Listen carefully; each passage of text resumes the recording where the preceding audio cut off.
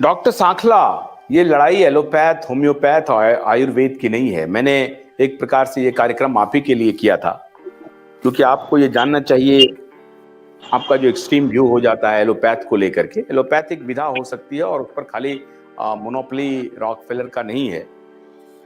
मेरा ये कहना है कि ये पैथी से बियॉन्ड का विषय है, इसलिए हम सबको मिलकर के इस पर सोचना चाहिए। तो आपकी क्या राय है? क्या अभी भी आप उसी इसमें लगे हुए हैं कि नहीं एलोपैथी बेकार है, एलोपैथी बेकार है? मैं नहीं मानता हूं ऐसा। पैथी पर आप मत जाइए। मैं जिसकी तरफ इशारा कर रहा हूं कि ये फैमिली ने किस प्रकार से पूरे इंस्टीट्यूशंस को, दुनिया के सारे इंस्टीट्यूशंस को एक प्रकार से कब्जे में ले लिया है और दुनिया की सरकारों का कोई मोल नहीं रह गया है। जी, मैं आपकी बात से और डॉक्टर साहब की बात से पूरी तरह सहमत हूं कि ये बहुत बड़ा जाल है जो बुना जा चुका है और जिसमें हमारी सरकारें और हमारी जो थर्ड वर्ल्ड कंट्री है वो तो बिल्कुल ही फंस चुकी है।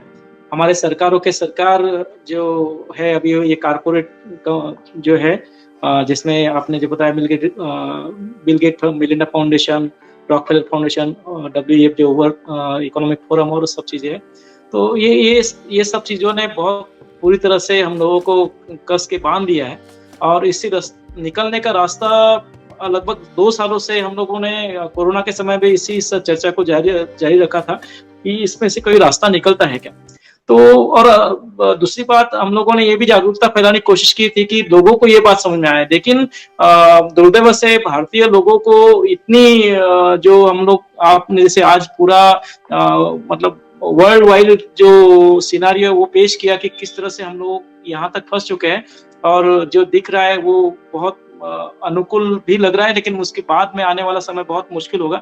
तो इसको हमने पर मैं ये सोचता हूँ कि जहां तक मैं लोगों से जुड़ा हूँ कि लोग इतनी ऊंची बातों को समझने में समर्थ नहीं है भारत में कम से कम, और इसलिए बिल्कुल बहुत कॉमन बातों में भी लोगों का जो रवैया है वो बहुत लापरवाही भरा है और इसलिए बहुत दुख के साथ ये कहना पड़ता है कि बहुत मुश्किल जाएगा हमको इसमें से निकलने के लिए। लेकिन इसकी दूसरी एक साइड भी है, क्योंकि जितने भी आक्रमण आए हैं पूरी दुनिया से वो भारत में आके सिमट गए और भारत में भले ही उन्होंने दुर्दशा की है लेकिन यहाँ से उनको खत्म होना ही पड़ा। तो मैं ऑप्टिमिस्टिक हूँ कि ये सब जो जाल बुना है ये अपने जाल में ही फंसेंगे और हमारे पास में कुछ हमारे वीकनेसेस भी है तो स्ट्रांग हमारे पॉइंट्स भी है।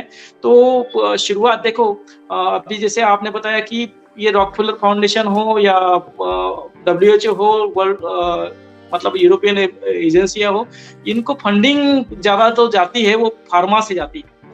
मतलब अमेरिकन में जो पूरा मतलब पॉलिटिकल सिस्टम चलता है वहां पे भी अरबों डॉलर की फंडिंग इलेक्शन में इन्हीं फार्मा कंपनी से जाती है और WHO का भी लगभग 1/3 जो फंडिंग है हर साल का वो फार्मा कंपनी से जाता है।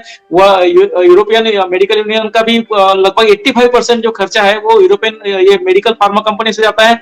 और ये फार्मा कंपनी जो है वो पूरी दुनिया में सबसे बड़ा बिजनेस है, किसी भी दूसरे बिजनेस से 3 गुना बड़ा ये बिजनेस फार्मा कंपनियों का। इसलिए मैं इसको सोचता हूं कि अगर इस देश में भारत को इस चंगुल से छुड़ाना है तो हमको कम से कम इन फार्मा के चंगुल से छूटना होगा।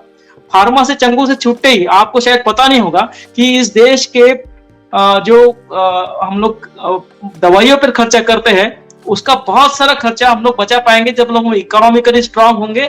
तो फिर हमको वर्ल्ड बैंक के पास जाना नहीं पड़ेगा। वर्ल्ड बैंक की कंडीशन पे हमको अपने जो हमारे जो नेता है वो हमको पीड़ित नहीं करेंगे, क्योंकि ये बहुत, मैं आपको एक कल का वाला एक बताता हूँ कि किस तरह से रॉ मटेरियल कॉस्ट इतनी कम होने के बावजूद भी विषारी दवाइयां हमको दी जा रही है।